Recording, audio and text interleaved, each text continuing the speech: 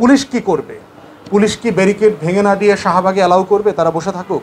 তখন আবার দেশবাসী বলবে যে আইনশৃঙ্খলা বাহিনী দায়িত্ব পালন করছে না, তারা এরকম একটা ব্যস্ত চৌমাথাকে আটকে দিয়েছে, জনগণের ভোগান্তি হচ্ছে। আবার যদি তাদেরকে জোরপূর্বক উঠায় দেওয়ার চেষ্টা করে, মানে পানি বা ওয়াটার ক্যানন ব্যবহার করতে হয়, দাঙ্গা পুলিশ ব্যবহার করতে হয়, তখন আবার আমরা সমালোচনা করছি যে কেন পুলিশ লাঠিচার্জ করছে। তাহলে এই জায়গাটাতে হচ্ছে সুশাসনের প্রশ্ন, যেটার দায় হচ্ছে আমলাতন্ত্রের, যে কোথায় একটা দাগ টানা দরকার ছিল। এই ব্যর্থতাটা আমরা বারবার দেখতে পাচ্ছি এবং এগুলো বন্ধ হওয়া দরকার। এই ফরম্যাটে একটা রাষ্ট্র চলতে পারে না। যারা আন্দোলন করছেন যে সরকার তো একটা নিরাপত্তা বলয় তৈরি করতে হয় তাকে মিছিল মিটিংয়ে, যে আপনি কি একটা শাহবাগের মতো একটা ব্যস্ত রাস্তা ঘন্টার পর ঘন্টা ব্লক করে রাখবেন? ওখানে 2-3টা হাসপাতাল আছে, হাজার হাজার লক্ষ লক্ষ মানুষ যাতায়াত করছে, আপনি কতক্ষণ ব্লক করে রাখবেন? অন্তর্বর্তীকালীন সরকারের মধ্যে আমরা একটা জিনিস দেখতে পাচ্ছি যে আসার পরে প্রচুর দাবি দেওয়ার আয়োজন দেখতে পাচ্ছি, এবং আমরা দেখেছি প্রায় 150-র মতো দাবি গত প্রায় 6 মাসে অন্তর্বর্তীকালীন সরকারের কাছে করা হয়েছে, এবং অধিকাংশ দাবির ভিতরে ন্যায্যতা আছে। প্রবলেম হচ্ছে যে এটার সীমানাটা কোথায় আমরা মাপব? যে অনেক ন্যায্য দাবি আছে, কিন্তু এই ন্যায্য দাবিগুলো 16 বছর তোলা হয় নাই। আবার এই দাবিগুলো তোলার পন্থা প্রক্রিয়া নিয়েও প্রশ্ন আছে। এই জন্য আমরা বোধ করছি যে মিছিল মিটিং করবার জন্য কোথায় গিয়ে দাঁড়াবে? তেজগাঁওয়ের সাতমাথায় দেখা যায় যে কোনো একটা জায়গাতে যদি মিছিল মিটিংয়ের জন্য ছেলেমেয়েরা দাঁড়ায়, আলটিমেটলি ঢাকা শহর অচল হয়ে যায়। শাহবাগ, শহীদ মিনার, প্রেস ক্লাব, কয়েকটা জিনিস এখানে রাষ্ট্রের করা দরকার। একটা হচ্ছে যে প্রধান উপদেষ্টার কার্যালয়ে দাবি দেওয়া সংক্রান্ত বিষয় হ্যান্ডেল করবার একটা সেল করা যেতে পারে, যে যাদের যেখানে যে দাবি আছে তারা ইমেইলে অথবা ডেলিগেশন করে অ্যাপয়েন্টমেন্ট করে গিয়ে ওই সেলের কাছে দাবিটা জমা দিয়ে আসবে। ওই সেল একটা রোডম্যাপ দেবে যে এই দাবিটার সাথে শিক্ষা মন্ত্রণালয় জড়িত, ওই দাবিটা তখন শিক্ষা উপদেষ্টাকে পাঠিয়ে দেওয়া হবে। এই দাবিটার সাথে যোগাযোগ মন্ত্রণালয় জড়িত, এই সেলটা তখন এই কাজটা যোগাযোগ মন্ত্রণালয়ে পাঠিয়ে দেবে, এবং একটা রোডম্যাপ দেওয়া হবে। 3 দিন, 7 দিন, 10 দিনের মধ্যে এটা রিপ্লাই করা হবে। যদি আবার পাল্টা মিটিং করার প্রয়োজন হয়, বোঝার বিষয় হয়, সেই মিটিংটা করা হবে। একটা ন্যায্যতার ভিত্তিতে সমস্যাগুলোকে, সংকটগুলোকে অ্যাড্রেস করবার রাষ্ট্রীয় যদি মেকানিজম না থাকে, তাহলে রাস্তায় এই আওয়াজগুলো হইতেই থাকবে।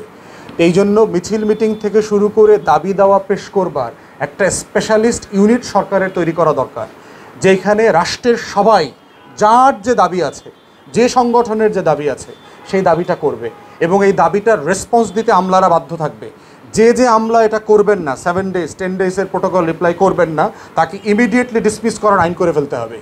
তাহলেই দেখবেন আপনি রাস্তাঘাটে যে মানুষকে কষ্ট দিয়ে মিছিল মিটিং করা, দাবি আদায় করা, পুলিশ লাঠিচার্জ করা, এই যে সংকটগুলো চলছে, এগুলো কমে যাবে। রাষ্ট্র ম্যাচিওর হইতে হবে। রাষ্ট্র 200 বছর আগের গোত্রীয় পন্থায় চললে এই সংকটগুলো আরও খারাপ হবে, গভীর হবে, গণতান্ত্রিক মূল্যবোধ নষ্ট হবে, রাজনৈতিক দলগুলোর সাথে অন্তর্বর্তীকালীন সরকারের দূরত্ব তৈরি হবে। তাই এটা সমাধানের একটা পথ বাতলে দেওয়া দরকার। ব্লক করবার আগে, মারামারি করার পরে তাদের প্রতিনিধি দল যমুনায় নিয়ে গেলেন, আগে নিলেন না কেন? তাহলে যদি আগে নিতেন, তাহলে এই মানুষগুলো তো প্রেস ক্লাব থেকে আপনার যমুনার দিকে রওনা করতো না, তেজগাঁয়ের দিকে যাওয়ার চেষ্টা করতো না। তাহলে এই যে আমলাতন্ত্রের লিমিটেশন, একটা সিচুয়েশনকে হ্যান্ডেল করা, একটা মিছিল মিটিং সমাবেশ দাবিকে হ্যান্ডেল করার যে দুর্বলতা বারবার দেখতে পাচ্ছি, সেটা শেষ পর্যন্ত ভায়োলেন্স, সহিংসতা, মারামারিতে চলে যাচ্ছে।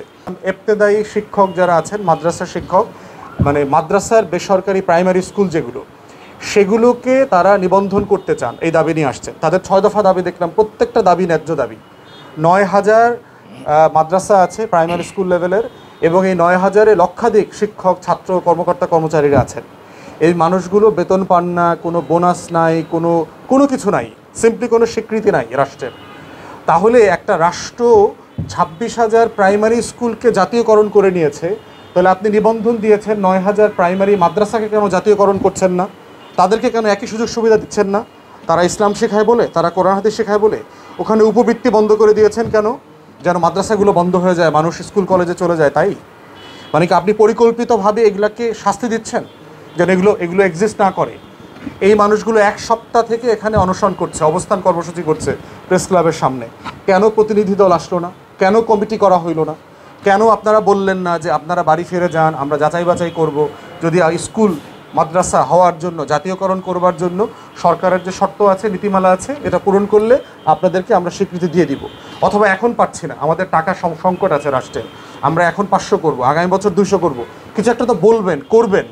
এই মানুষগুলো বিভিন্ন জায়গা থেকে এসছে এবং এমন প্রান্তিক এলাকা থেকে এসছেন যারা সেখানে ন্যূনতম শিক্ষার রাষ্ট্রীয় কোনো ব্যবস্থা নাই বলেই তো মানুষগুলো, ওখানকার গরিব ছেলেমেয়েরাগুলো মাদ্রাসায় পড়ে, বিনামূল্যে পড়ছে। অতএব এদেরকে শাহবাগে নিয়ে পিটানোর আয়োজন করার কেন দরকার ছিল?